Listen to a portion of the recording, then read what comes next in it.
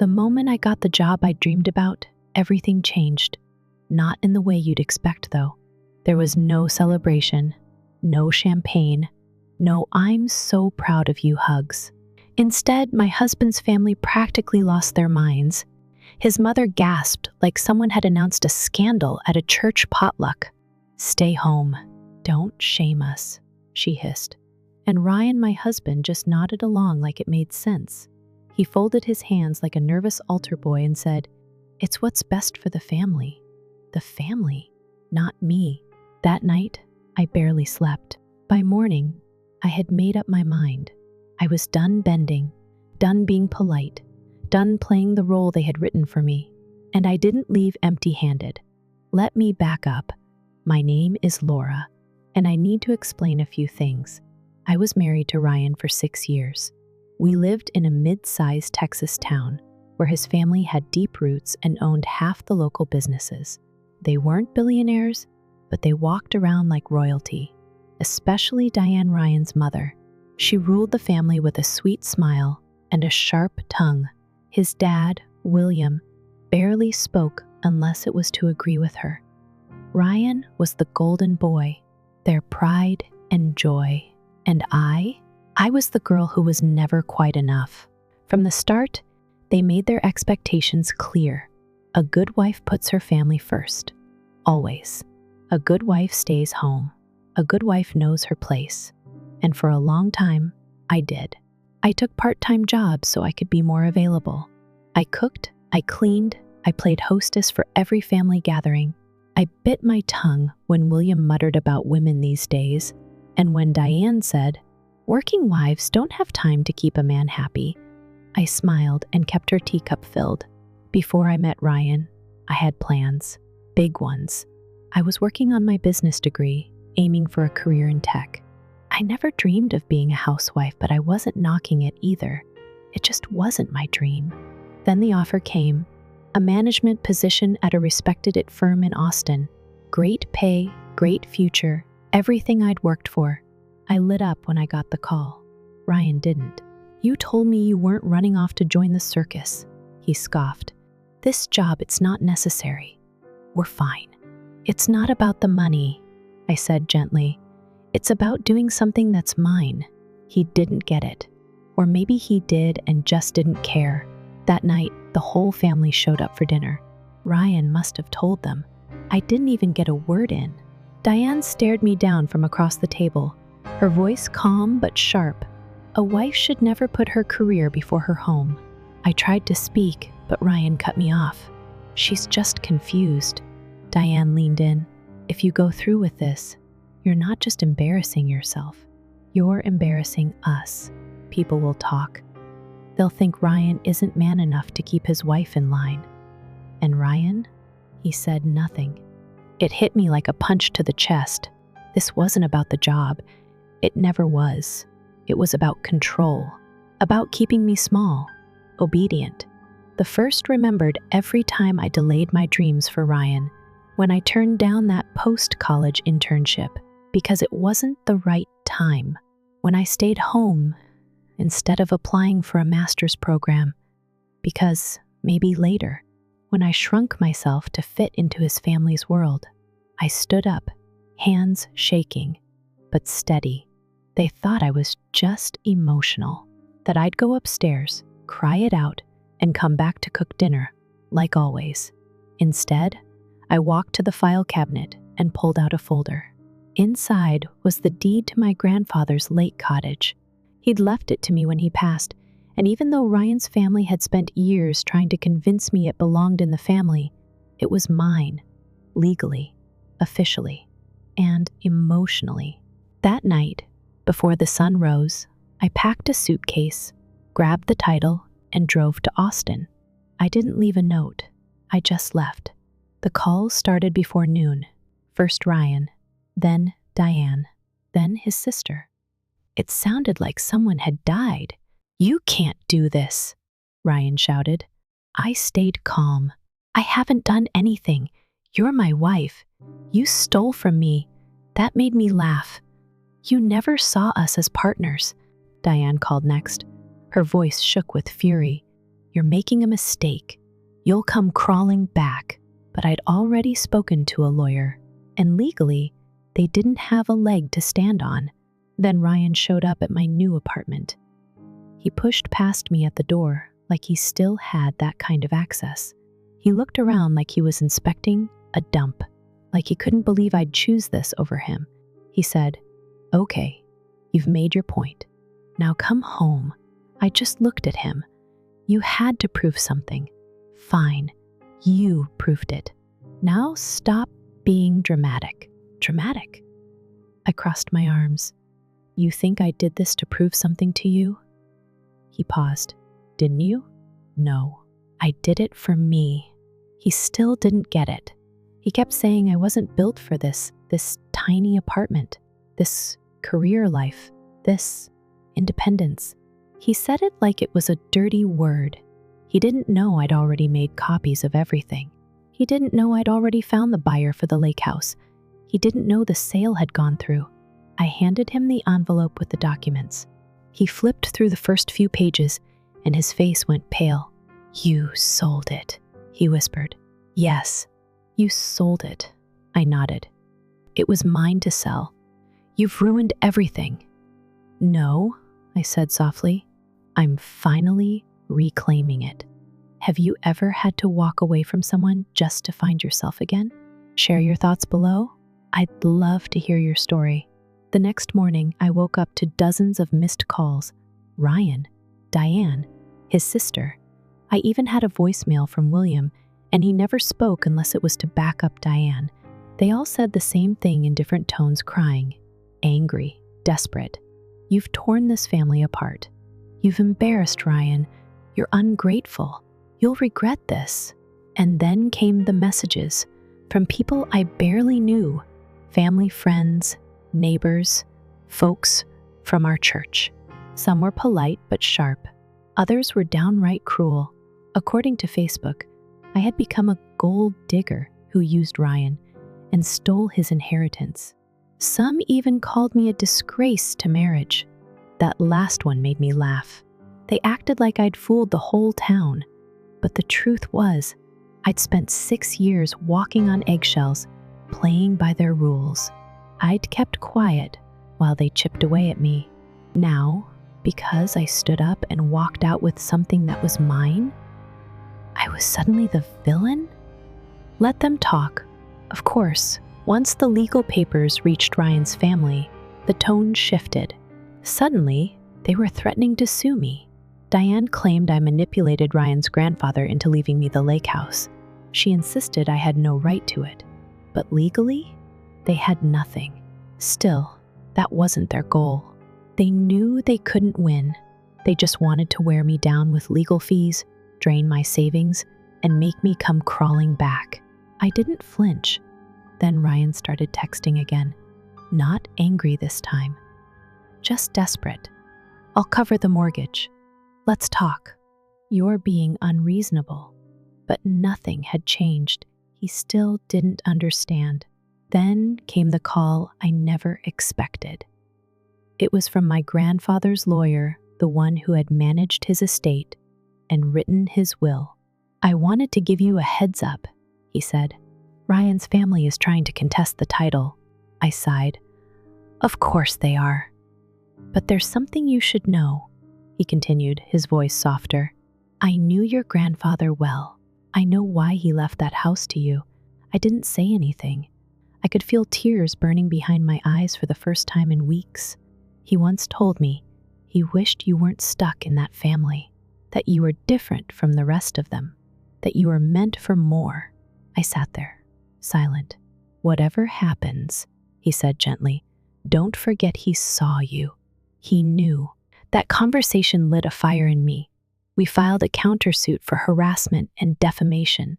We sent formal notices to everyone who had posted slander online, warning them of libel. Suddenly, the Facebook posts disappeared. The nasty comments vanished. And the legal threats? They dried up fast when Diane and William realized their businesses were being quietly investigated thanks to the documents I had found in the lake house. "See, What they hadn't expected, what no one had expected, was that the lake house held more than just memories. During one of my last visits there, before all this mess began, I had stumbled upon a hidden compartment behind a bookshelf. Inside, there were folders of old banking documents, dozens of them, records from a small local bank with ties to offshore accounts, shell companies, shady transfers. Turns out, the successful family business Ryan's dad always bragged about wasn't built on grit and hustle. It was built on quiet fraud, and now, with the help of a reporter I trusted, those documents were in the hands of the right people. 2 weeks later, headlines started appearing. Ryan's family name, once gold in our town, was suddenly synonymous with investigation. The business shuttered, their savings froze. Diane's high society tea parties stopped overnight. People who used to fawn over them began to keep their distance. And Ryan? He went quiet. For the first time ever, he showed up at my apartment again, not angry this time, just hollow. "I didn't know," he said, standing in the doorway like he wasn't sure if he was allowed to enter. "About the accounts. About my dad. I didn't say anything, just waited. I ruined everything." "No," I replied. "You just stopped hiding it." He ran a hand through his hair, eyes tired. "I don't know who I am anymore." I nodded slowly. "I do. You're the man who let his wife disappear bit by bit and never noticed." He looked up sharply, but this time he didn't argue. He didn't deflect. For once, he just sat in it. Then he asked, "Do you still love me?" I didn't answer, because love, real love, doesn't ask someone to stay small. It doesn't ask for silence or sacrifice as proof. It doesn't hand you a leash and call it a wedding vow. He left after that. A week later, his dad was arrested. The charges were serious, enough that they negotiated a plea deal to avoid trial. But the damage was done. Diane tried to keep up appearances, but without her husband, without their money, without her reputation, she faded fast. Ryan moved out of state, I heard, tried to start over somewhere new, but some stains don't wash out. Meanwhile, the first started living again. Really living. I got promoted, made new friends, painted the walls in my apartment whatever color I wanted, bought flowers for myself, slept peacefully, read books without interruption. I even started dating not seriously, just slowly, on my terms. One evening, while sipping tea on my balcony, I looked out over the city skyline and felt calm. I had spent so many years trying to earn a seat at a table that never had a place for me. But now I had built my own table, and it felt good, really good. Have you ever had to rebuild your life from scratch? What helped you feel whole again? I'd love to hear your story. Drop a comment below or share your thoughts. I thought things were finally settling. The lawsuit had died down. The smear campaign had fizzled out.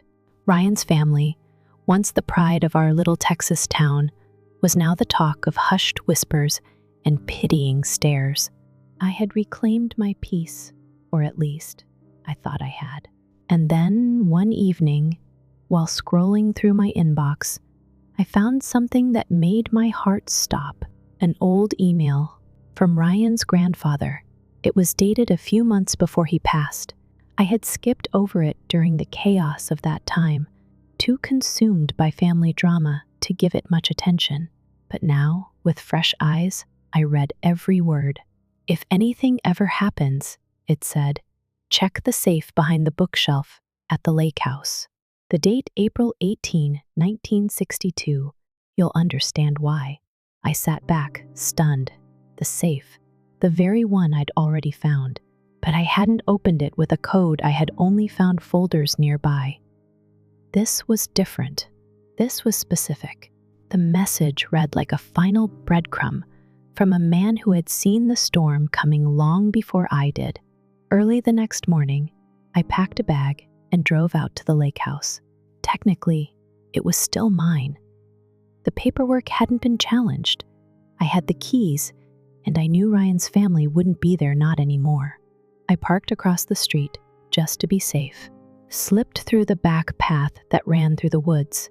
When I stepped inside, everything was exactly how I'd left it, dusty, but untouched. Like the house had been holding its breath. I moved the bookshelf aside, hands slightly trembling, and found the small vault nestled into the wall. I punched in the date April 18, 1962, and heard a soft click. Inside were envelopes, dozens of them, neatly stacked, labeled in his handwriting. I opened the first one and immediately gasped.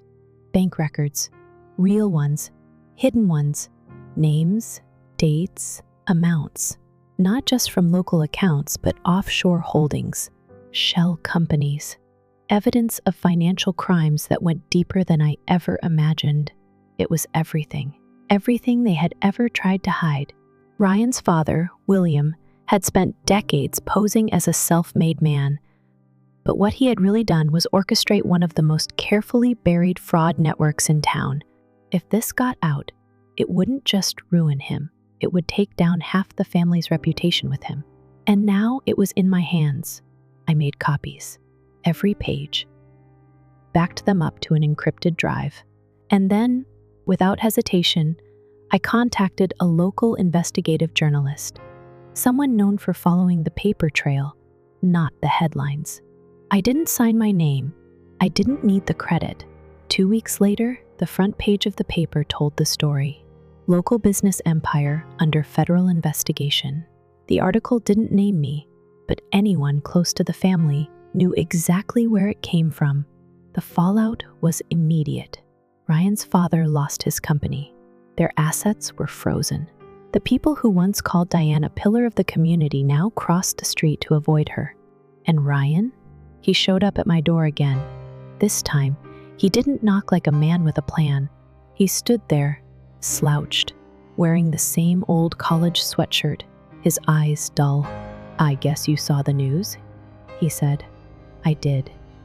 He shifted on his feet. "You destroyed everything." I stared at him. "No, Ryan." I stopped protecting it. He looked like he'd aged 10 years in a month. For a moment, I saw a flicker of the man I used to love. But it was only that, a flicker. "You were always the strong one," he said quietly. "I thought I had control, but you were the one holding everything up." "No," I replied. "I was the one they leaned on while they walked over me." He ran a hand through his hair.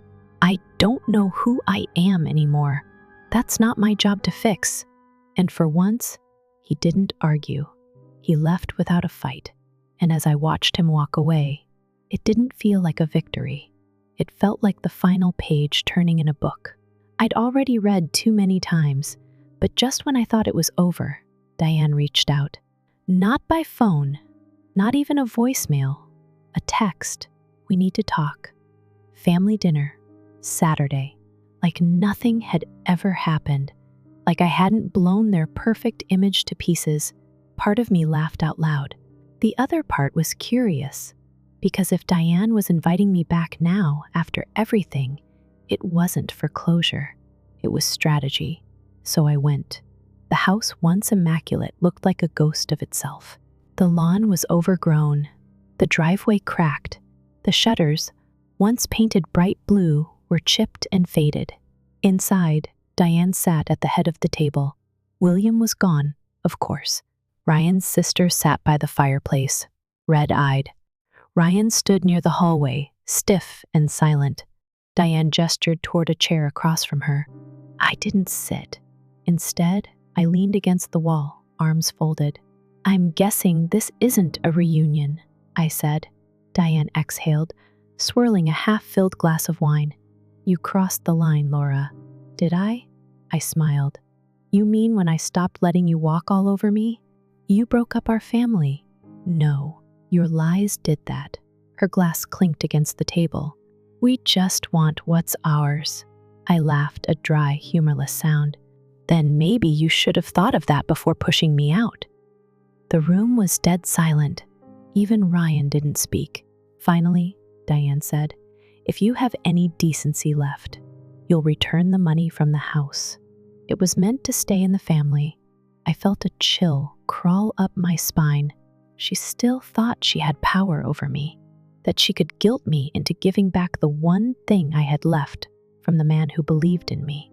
I looked around the room at the faces of people who had spent years diminishing mine, and then I said, softly but clearly, "You all betrayed me. The second I stood up for myself, you treated me like the enemy. You never saw me as part of this family. You just wanted control." Diane opened her mouth, but I cut her off. "And here's the best part," I added, my voice low, sharp. "Your husband is under investigation. Your family's wealth is gone. And guess what? I didn't do that. Your choices did." Ryan paled. His sister gasped. Diane clenched her jaw. And in that moment, I knew I had finally turned the tables. Sometimes the most powerful thing we can say is, "No more." Have you ever had to reclaim your voice in a room that tried to silence it? Share your moment below, or just leave a "if you're still growing into your strength." Diane didn't speak right away. Her lips parted, but whatever words she had planned dissolved in her throat. I could see it in her eyes, that desperate scramble to regain control. But the power dynamic had shifted, and we both knew it. Ryan sat back down heavily, like someone had just knocked the air out of him.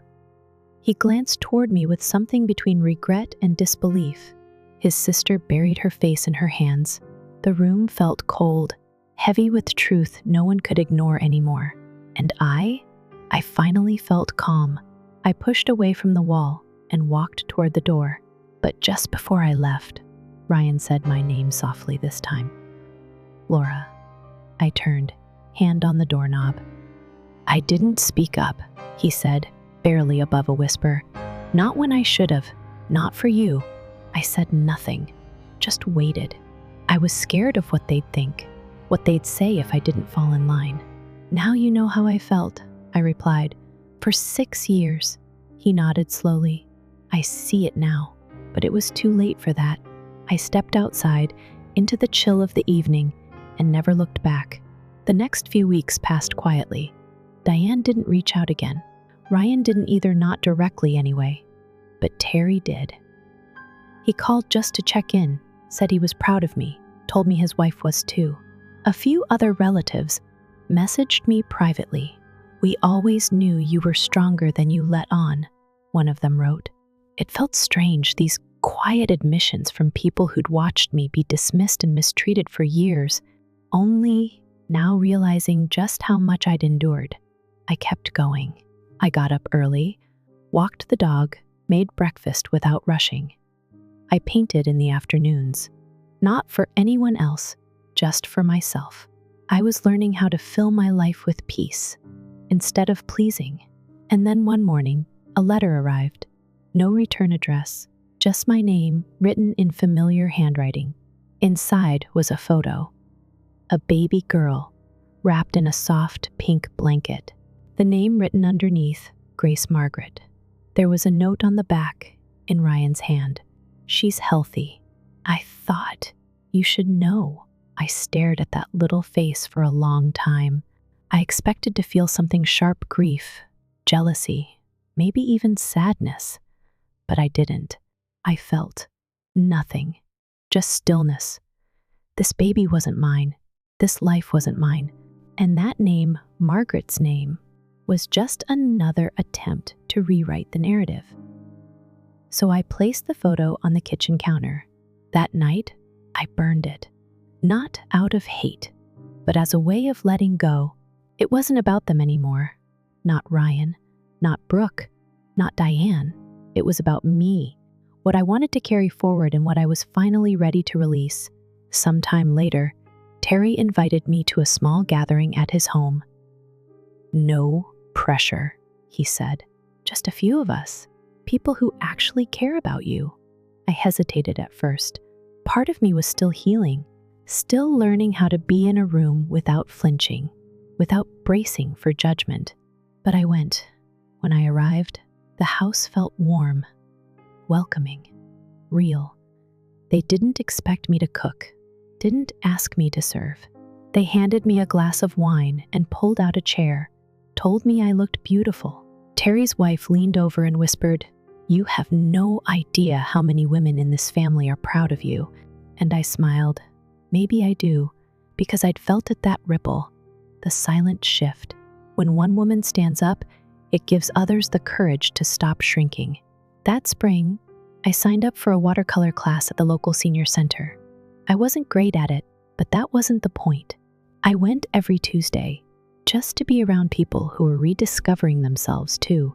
One morning in the park, a woman stopped me. "Excuse me," she said, a little unsure. "Are you the one who sent that family email?" I blinked. "Yes, that was me." She smiled, her eyes watery. "I saved it. It gave me the push I needed to leave." That was when it truly hit me. I hadn't just saved myself. I had created a ripple, and people were waking up. Not long after, I got another message from Diane. No call, no apology, just a cold line of text. "You should return the profits from the house." It was meant to stay in the family. I stared at the screen for a moment. Then I deleted the message, and then I blocked her. For good. She could hold onto her bitterness if she wanted, but it would be alone. I was done giving it space in my life. Meanwhile, Ryan's father's case went to trial. He pled out avoiding prison but losing everything. Their business, once a cornerstone of the community, collapsed in shame. Diane tried to maintain her image, but with her husband disgraced and her children scattered, she became just another name fading into gossip. Ryan left town, or so I heard, tried to start over somewhere far away. But that stain?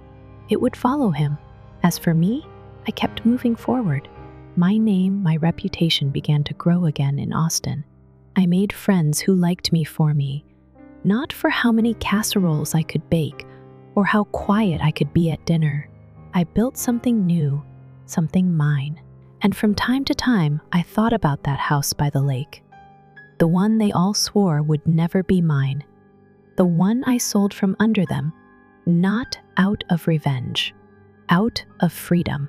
Because in the end, they tried to erase me, but I erased them. Have you ever walked away from a place that once made you feel small, only to find your strength on the other side? Share a moment where you chose yourself, or leave us, if you're still learning how. As we get older, we often find ourselves reflecting on the roles we've played in our family's host, caregiver, peacekeeper, and how those roles, once rooted in love, can quietly become burdens.